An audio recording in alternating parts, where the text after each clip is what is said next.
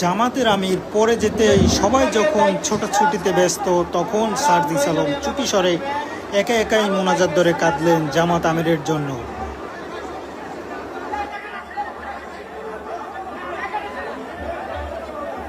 আপনারা অবস্থান করুন নিজ নিজ জায়গায়।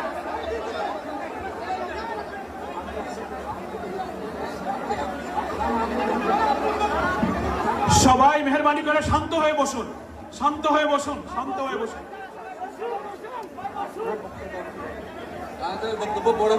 আপনারা সকলে ভাইরা, আমিরে জামাত একটুখানি অসুস্থ হয়েছেন গরমের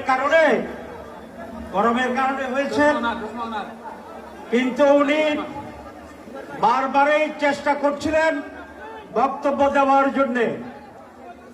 ডাক্তাররা বলছেন ওনার আর বক্তব্য রাখা ঠিক হবে না। ওনার যে বক্তৃতা